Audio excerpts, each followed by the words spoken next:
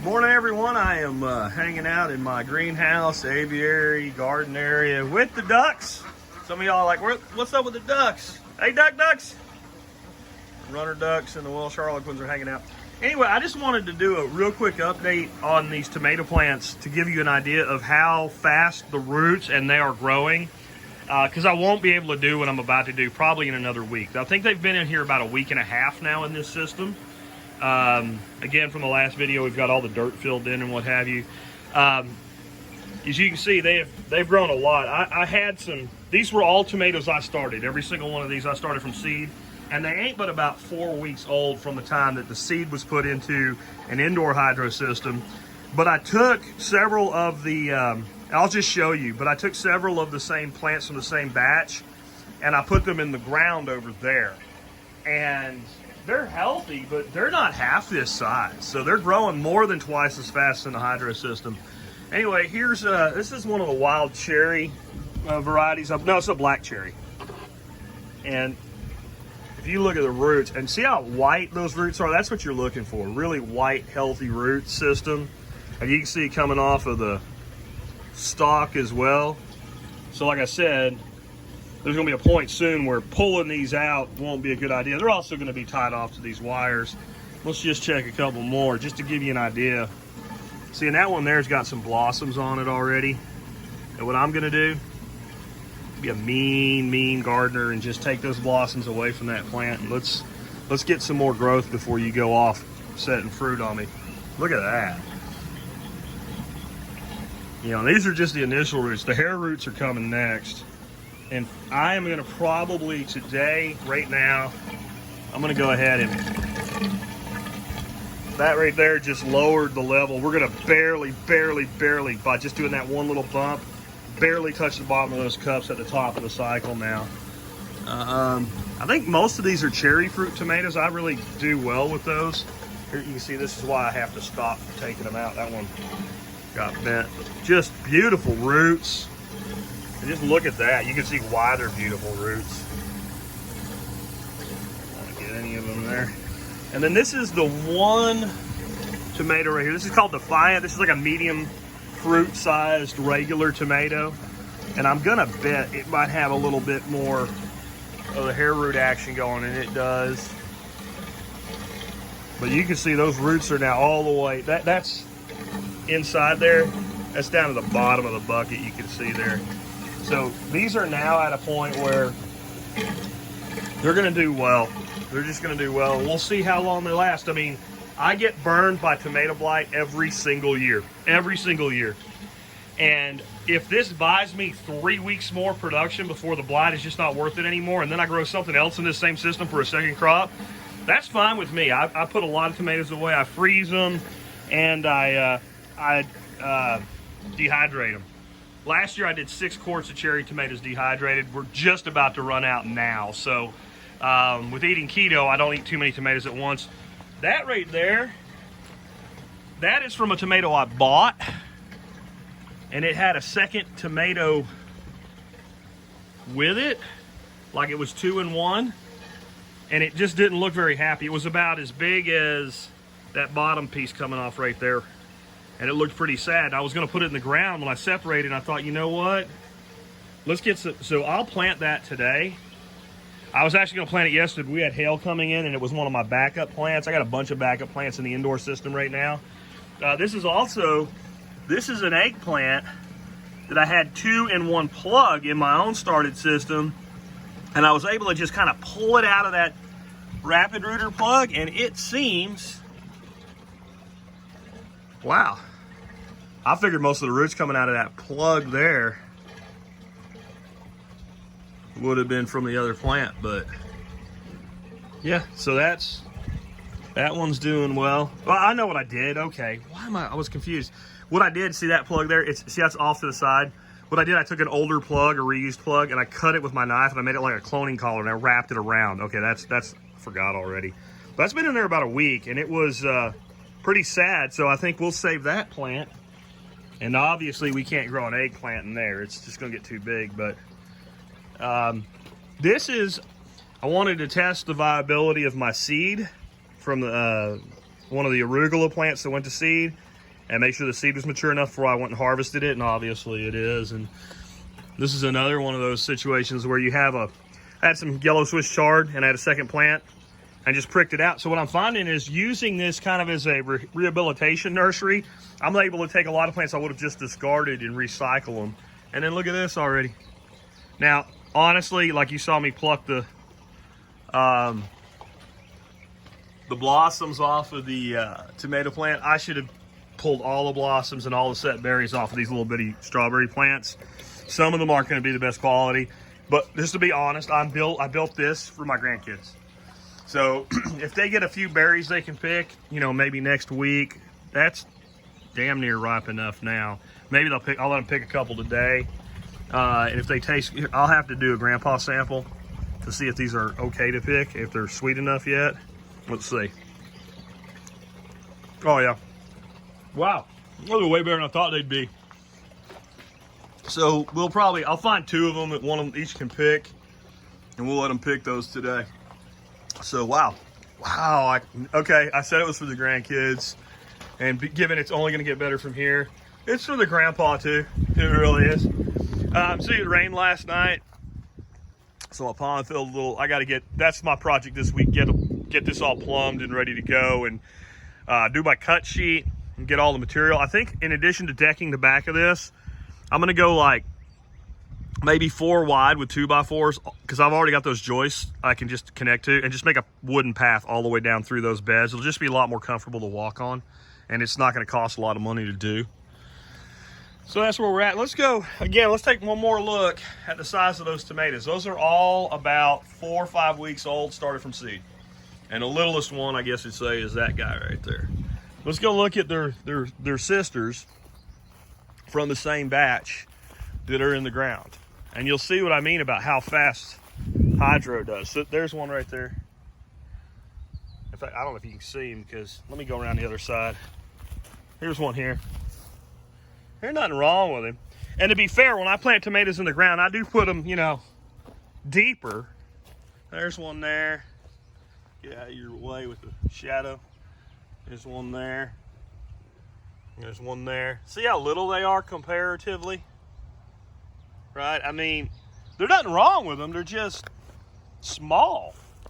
That's kind of the biggest one I got. It ain't even close to, right? So that's just, again, all these are similar, all same varieties planted. This is an Ochoa, I think is how you say it.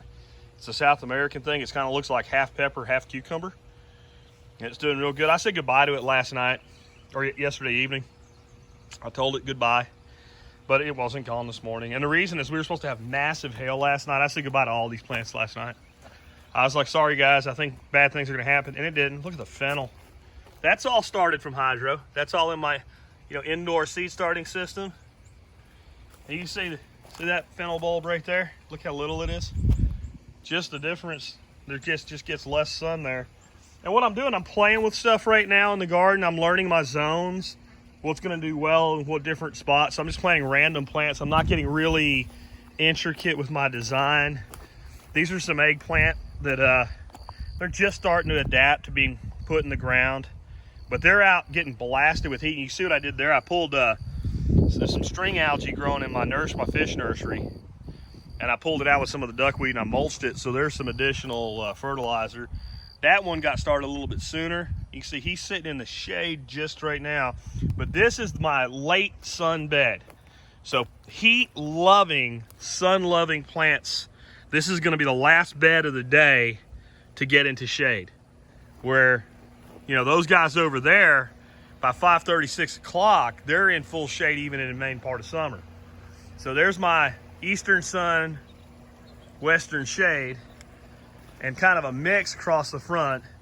And this is my western sun, eastern shade. So in the mornings before that sun gets way up there, this is in shade quite a while. And this is kind of a mix, but it gets really late sun as well, just not as late as that. This'll go into shadow about an hour before that one, and it will come out about an hour after that one. So it's on its way out right now, but right now you see it's fully shaded all the way back here, some tomatoes back there. So this is a mix, and it was designed I mean, part of it was, hey, it's going to be a mix, and that's great. It was really designed to fit around the Miyagi here. So the Miyagi pond, for those who have been asking about the name Miyagi pond, in the 1980s, there was a series of movies. There was a good one, an okay one, and a stupid one called Karate Kid. And then there was a fourth one with a girl that was all right. But the third Karate Kid was probably the worst movie ever made. And really, it was just, oh my God, it was awful. The first two were okay. And if you were a kid in the 80s, they were amazing, the first two, you know, when you were like 12 and you were taking karate class and all. And you thought you were going to be, you know, learning from Mr. Miyagi. Well, Mr. Miyagi had this beautiful backyard, right? So Mr. Miyagi had this gorgeous backyard with all kinds of woodwork and everything. My buddy David, who's a pretty good martial artist himself and grew up in the same time frame I did, is the one that named it Miyagi, just because it looks like something you would expect in Miyagi's backyard. And people were asking about these tubs. Well, there's only one of these. This is a 100-gallon Rubbermaid stock tank. And all this is a fish nursery. This is where I can put little fish that will not get eaten by big fish. And it's hard to see, but there's just a ton of about 5/8 inch holes drilled in this thing. So the water flows freely, but there's nothing that brings water into here other than this float valve. This float valve is plugged to this water pipe that I still need to do something to discolor so it doesn't stick out like a sore thumb. And it just brings water here. And when this water level goes low, this float valve kicks in and it adds water. And then that way I don't have to like rig up some kind of hunky looking thing on the sidewalls here, because this is made to do exactly what it's doing right here. So the aeration in this, for those that haven't seen it before, all this is I call these air stacks. And these are pipes. They're about, this pipe's about a foot and a half long. It's sitting on a shelf down here. It's cemented into half a 5-gallon bucket. So it's cut in half and then just some sackcrete dumped in it. And it's hard to see, but there's these slits. Think about how you draw a shark's gills. If you drew the picture when you was a kid right there, these slits. And that lets this, see how those air bubbles just constantly come out? Well, there's one in each corner. And right there is where the pump is. And it's either a 2,000 gallon per hour or 3,000 gallon per hour Danner pump. I think it's a 3,000 gallon variety to move as much water as we can. And it sits right here. And it's just down here like this. Ideally, I'm gonna have to do some pump maintenance. Let's see, this is gonna come off the pump to give you an idea how much pump maintenance needs to be done. Yeah, so we need to do some pump maintenance. I'll put that on the list of things to do this week. And all I'll do is just unplug it. And that's dry fit right there. I'll pop that off. I'll take the pump out, hose it out, put it back in. We'll get a little more thump behind it. But as you can see, it's got one of those stacks in each corner. That is a couple things. One, in the summer, I like to grow this surface vegetation. I want to keep this pond, within another month, I want it 80% covered all summer long with surface vegetation. And the reason I want to do that is you will not have green water if you can't get enough light to the water to turn it green. And then these things are like solids filters, honestly. You can see how much they pick up in the roots there. So what happens is this stuff grows really fast. And in the summer, when it's, maybe 90, 95% covered, and I need a hole out there so that I can feed my fish, and so there is some surface exposure. You take this right here like this, see? Right here. You go over here, you go here. And you've mulched your garden with, and you've watered it, because that plant is like 80% water, so all that water is going to come out, go into the soil, and take all kinds of nutrient and give it to that plant. And you can come out here every week, and you can take enough to cover about half of one of these beds a week, so you can mulch all through your summer with fertility. And because this garden's not going to do that great, guys. It's not. This is a first year. It's a commercial compost mixed with topsoil, dumped in with a bobcat. It's not really, supercharged yet. But after a season of that and all the rest of my fertility program, worms, I used sweet feed. I put a layer of sweet feed down. I put about 1,000 worms across the 4 beds. Big, beautiful night crawlers in there now. You give it a season, and this is going to be one of the most fantastic gardens you ever saw. And this is going to be part of it. And again, just the simplicity here. And see, I believe in building systems that you can take whatever workhorse you have, which I have a 9-year-old, and I can say, Braylon, Papa Jack wants you to come out here, and I want you to take 20 big handfuls of this. Show me what a big handful is. Okay, I want you to do 35 big handfuls, because your big handful is not what I call a big handful. And I want you to take it over here, and I want you to look at plants, and I don't want you to bury the plants, And any place in between the plants, you can't do it wrong. I want you to put it down on the thing like that. And I can give him that job. And like magic, fertility, water, organic matter, worm food, microorganism food, and pond management by a 9-year-old. Because how hard is that? And again, I can just adapt it. If he says, well, one big handful and that's 2 of these, okay, I want you to do 40 of those for me today, and then I'll see what that looks like, and I'll adjust your number. Boom. See how easy that is? And no matter where you are around the whole thing, see, this is smart permaculture design. This is beyond the book design. No matter where you are, the task is the same, and it's something that a 9-year-old can do. And I bet you if he was 7, I'd still have him doing it. And see, no matter where you go, you just take some of this. Those eggplants back there. There you go. See how easy that is? Pond management, fish management, biological filtration, composting with no work, fertility with no work. No work for me anyway, and it ain't work for him. He thinks it's fun. He gets to stay out here and learn about fish and all this aquatic life. Little celery growing off. This tub here, these are weeds. That's all they are. I don't really care. That's fine. They're not going to hurt nothing. There'll be some other plants going into here soon. All this is I think it's a 7-gallon concrete mixing tray. They get them at Home Depot and Lowe's. They're like $5. Bunch of holes drilled in the bottom of it. They're probably 1/4 inch. Probably about that much gravel, and then just a good potting mix, soil mix. Actually, it's the Miracle Grow in-ground stuff for gardens because it doesn't have no perlite. I hate perlite in aquatic system. It floats, gets in there, and makes a mess. And it's just sitting on a shelf here. It's got about that deep in the water, and the rest of it's above the water level. That's all it is. These guys here, these are a couple different taros. This one is called Blue Taro, a beautiful plant. It's sitting in a net. It's a little net pot. These ones that you buy at Home Depot and Lowe's for a couple bucks. And it's sitting, you know, that deep in the water. Same thing.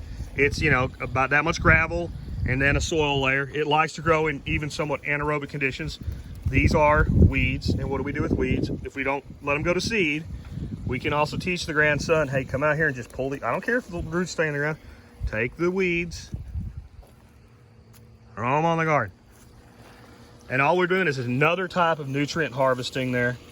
And it's real easy to tell the difference between, well, that's a sick one, but between that and the weeds. So you ain't gonna go killing the plant. I'll take care of the dead leaves. We got some reeds, dwarf corkscrew rush here. And I've had to cut those way back. I'm not sure if I like this plant anymore. It's turning into a dadgone plague in some places. Same with that dwarf cattail over there. But that iris is beautiful. I'm waiting for my first water lilies of the year. This is a dwarf water lily. It's a yellow lily I really like. This is all edible here. That is watercress, and I did not plant it. That's been going since we set this up, and it's growing in with this other taro, also known as elephant ear, they call margarita. And I'm thinking by the end of this season, I grew it last year, it didn't do that good. It's probably gonna do a lot better this year. I'll be able to dig it up and divide it and pot one up on the patio for my wife. She loves elephant ears. So that's where we're at today, guys. Hopefully we skated that hail forecast last night and we won't get any more because, like I said, I come out here and said goodbye to all the plants. I promised them I would eat whatever's left of their corpses if they died in the hailstorm. But everything worked out. That's one of the reasons I do so much gardening inside the aviary, though. If that hailstorm had hit last night, there's peppers and tomatoes and arugula and stuff, all kinds of stuff in there. Plus there's stuff in the hydro system indoors. So we would not have been without food, but I'm sure glad it didn't happen anyway. If you guys have more questions about this system, let me know. I'm actually gonna be doing kind of a reconfiguration of the 8-footer that's behind me. It's actually over there nestled in the trees, the first Miyagi I built. And I'm gonna put it into this configuration with a few modifications. When I do that, I'll video that so y'all can see it. People are asking how you build this. If you need to ask, you probably can't build one. All we did was take the first layer and bolt it together from the side to make a box that was stable. We leveled it, and then we just stacked wood on it. We used structural wood screws, and we did this kind of, you know, dog-eared log cabin style, one overlaps the other. I mean, that's all there is to it. I think there's 8 of the structural wood screws per layer. That's expensive, but it's a hell of a lot easier than galvanized spikes that don't cost much less. And we're below grade a little bit, just a little bit here, maybe about 8 inches. We did that with an excavator. You don't have to do that. It was just something we wanted to do. I wanted to get about 4 foot of depth, but about 3'6" at the handrail, because this is just nice. This is, you know, there's a reason that coffee cup sits there like that, because it is just the perfect height for me anyway. So when I reconfigure that one, I'll give you some more on it. But whatever you want to know, ask, and I'll try to build it into future videos. But those of you who want to build one of these, you know, just, I know some of you think, I'll build a 16-foot one. Okay, you can do that. But if you look right here on that wall, there's just a little bit of bow. That's a lot of pressure, folks. That's a lot of pressure. And now, the structural screws that I put in there, they exceed the capacity of a 4x4. In other words, the wood would fail before the screw would, but you need enough screws to hold everything together. There's ways you can do it. You can take another set of 4x4s and go like this and make them look really cool and reinforce that wall. You could go this way with them. If you have a place you can dig, unlike where I've got, well, I'm all rock, you can sink a 4x4, maybe 2 foot in the ground, and then bolt it to the outside. Just make sure you don't penetrate your wall far enough to hit your liner. There's a lot of things you can do to reinforce that wall. But 16 foot square, I don't know that I would do it. I would be more likely to use 8 foot ones and make an octagon, like stop sign, or, you know, octagon out of it. You're gonna have a lot more capacity for holding, and it's gonna be a lot bigger than this one, even with 8 footers, if you make an octagon out of it. I think you could probably do that.